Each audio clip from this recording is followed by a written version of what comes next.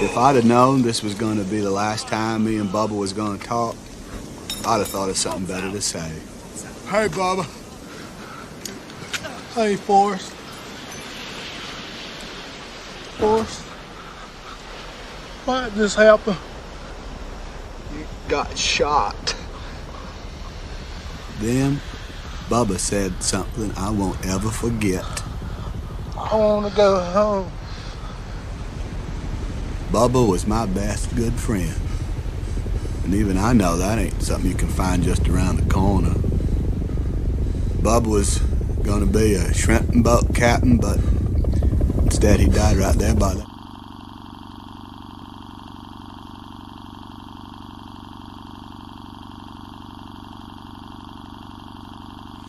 First of all, thank you for doing this. I truly appreciate it. Sorry if I'm sweating profusely. I decided in my infinite wisdom to go for a 4-mile run before our interview, so not very wise on my part. Let me ask you, so you have over 120 acting credits, right? You've done some iconic things. You've done Don King, Josh Gibson, just iconic people, diabetic convicts in Con Air, badasses.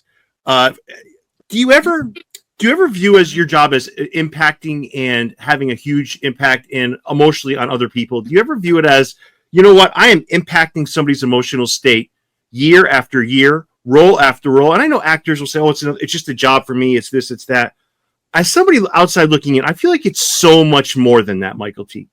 Yeah, it is. This actually what I do is this is my ministry. I say that I don't kid at all. It's actually literally my ministry, and doesn't mean everything you do has to be just a squeaky clean character. It just has. I put human beings on journeys, flawed human beings on journeys, so that people who may be flawed in that way can kind of experience that journey through somebody else's humanity. Maybe they make a better decision, a higher quality decision in life. You know what I mean? Right, right. But I'm very intentional about it, man. It's definitely what I'm supposed to be doing. You know, it's definitely what you're supposed to be doing. It's just like you could go from like a badass like Elston or slow and lucky Number Slevin, and then play the sweet man like you have in the Last Rodeo, which we're going to get to. So, and you've been doing it for so long, which is totally like obviously there's highs and lows and peaks and valleys with acting, but you've managed to affect so many people. To me, that's the greatest gift you can ever give somebody, Mykelti. That's the greatest gift. Yeah. Yeah, you know? I agree with you, which is why I spend a tremendous amount of my time directing. Yeah. I direct Chicago Med, Chicago PD, direct Sweet Magnolias for Netflix. And it gives me an opportunity to step back and recharge my humanity by helping and serving other people. Because as a director, you touch every department. And to keep people motivated to do their best work and continue and inspire actors and protect crew, and you see mistakes and whisper stuff to people, try to help them out so they can keep climbing the social ladder. You know, it's all that's ministry too. That's a part of the job. It's not just I'm a big famous person. So what? So yeah. Do you find younger actors try to pick your brain? Say you're directing an episode of whatever. Do you find that actors are like, holy cow, it's Mykelti? I mean, he's been in 100 things. Like, what do you find that's also a huge compliment too, Mykelti, right? Well, it's rewarding because there are a lot of things today's actors don't know. But if I've worked with them, a lot of it they know now. Yeah. Because they need it. Yeah.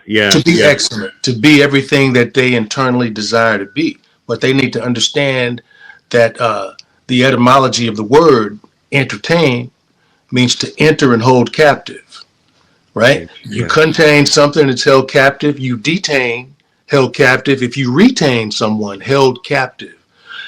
Enter and hold captive. With that comes a tremendous responsibility. And that responsibility is to elevate, inform, and do no harm, to do good with it. There will be painful moments along a movie's journey. You know, you'll live in some of the pain the characters live in if they represent human beings and not characters. They're not actors acting. I make a conscious decision which human being to be for each role. What kind of human being would be on this journey, should be on this journey, deserves this level of pain in their past. Why? Maybe they didn't deserve it, but I map out a human being and I take them on that journey, and the audiences watch it and go, I can't stop watching you, man. When you're on, I'm like, but I'm intentional. I really mean it. And I mean it as an actor and a director. You know, I give you everything I have. That's a great answer. And Mykelti, you've done it. You haven't been pigeonholed in one type of role. You've done it in a variety of roles, which is just even more amazing. Like there's actors that kind of find their same guy in each role. Right. You've been the nicest of people. You've been the meanest of people. And it leads me to my next question. So 31 years have passed since we've met Benjamin Buford Blue. Have you come to realize or see something in him you didn't see in 1994? So in 2025, when you look back on him, is there something you see in him now that you didn't see in 94? I see all the same things, and they have the same amount of value when they land on people. And it is mind-blowing that humanity and sensibilities from a previous time matter to people in a present time, because it's a human experience. And that's what I was talking about. Instead of a character, it's a human being. And that's why people stick with you, man, because they see different people through you. They go, man, I never thought you'd do that. You know? Mykelti, it's almost like a comfort food, right? When I go to this restaurant, I am so comfortable with this man as an actor. Like, I'm going to let him take me through this journey. That's the beauty of it. Let me ask you this. So, what do you love most? I have a few questions before, and then we're going to hop into the wonderful Last Rodeo. What do you love most about Bubba looking back? What do you love most about him? He made grown men weep. He's infused generations of people that weren't even a thought in their parents' eye in 1994. I'm 51. I melt every time I see him on screen. And your amazing job. What do you love most about him, Mykelti? What I love most about the Bubba Blue is that he's every man and every child. Yeah. That's really profound. Yeah, that's dead on. That's absolutely dead on. Yeah. Do you think the ironic part between him and Lieutenant Dan is that they traded destinies? They each should have had each other's ending. Bubba should have been on that boat with Forrest at the end, and Dan probably should have had Bubba's ending. You ever see it that way? No. I think it's Robert Zemeckis. I think he was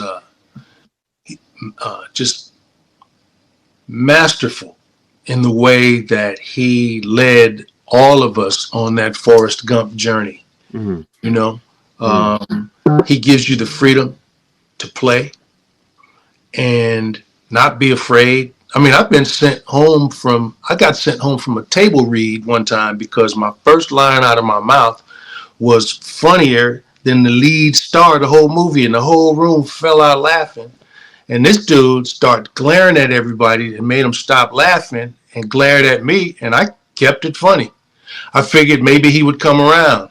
I got a phone call from a director that evening, take care. You know? Wow. Yeah, and I know who that cat is. I see him around Hollywood sometimes. I see him at award shows, and I just smile at him.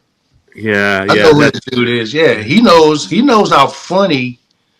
If it's time to be funny, man, a real actor can go there. You don't have to be a comedian. You know what I'm saying? Absolutely. Absolutely. And as being a 51-year-old guy, older guy, I've watched this movie a million times.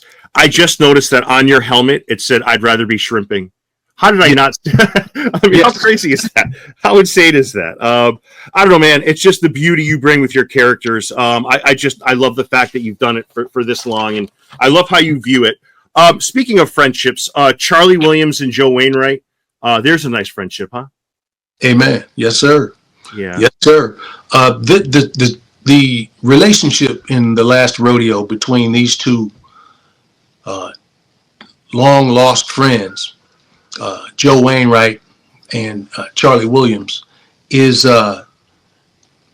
it's the journey that a man ends up having to take because he was selfish and he hurt a lot of people.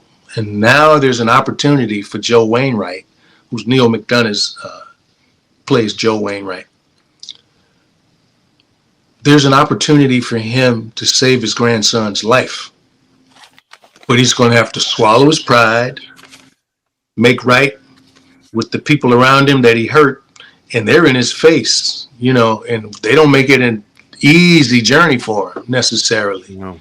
you know, but it's watching this man go on a journey to save his grandson's life with his daughter counting on him, his grandson believing in him, and his dear long lost friend he turned his back on believing in him too, trying to pull him across the finish line. It's a good movie, man. Oh, it's a fantastic movie. And I'm gonna ask you this. So, like, is there a secret sauce in relationships, whether it's Charlie and Joe, Forrest and Bubba, new character? Is there a secret sauce that remains the same bond in any movie, Mykelti, regardless of what the story's about? Yeah, it's just the meeting of two hearts. Right. Do they intersect? Do they meet? Do they intersect? Or do they collide?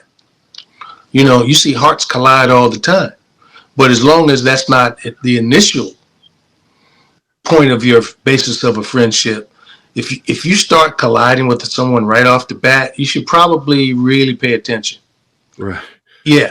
But if it's good and then there's a collision, you know, of hearts later, see if you can address it, you know, through just being frank and straight up with people. And if you can't, just give people the gift of distance, brother. Some people I love right here close. Others I love as far away from me as possible, because that's the way it should be, you know. And Charlie let Joe go because Joe hurt him.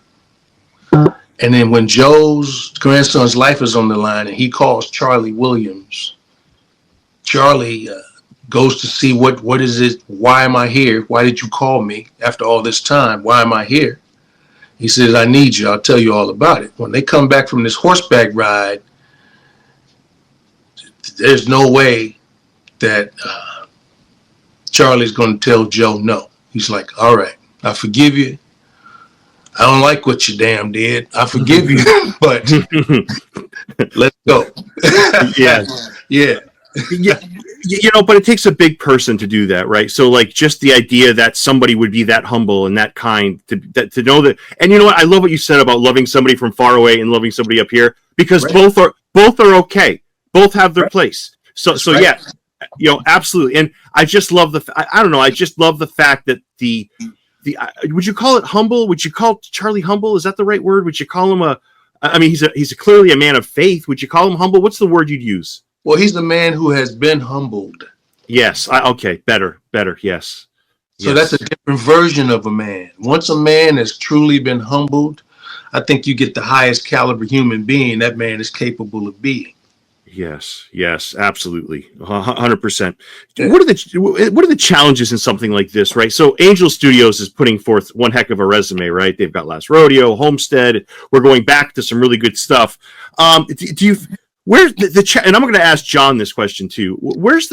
So you want to come across, faith is very important, right? You want to make sure that people see that, but you don't want to push it on somebody. Right. Where's that balance, Mykelti? Where do you get that balance? And you don't want to step over it, but you still want to tell your story with your message. So where's that balance, Mykelti? Well, the balance is in being authentic and allowing everybody else to be authentic. Right. I don't like to bang people over the head with anything. No one should come to a movie feeling like you poured something all over them. I don't care what it is. Yeah. I don't care what it is. I don't care if it's lifestyle. I don't care if it's religion. I don't care if it's politics. Whatever it is, keep it to yourself.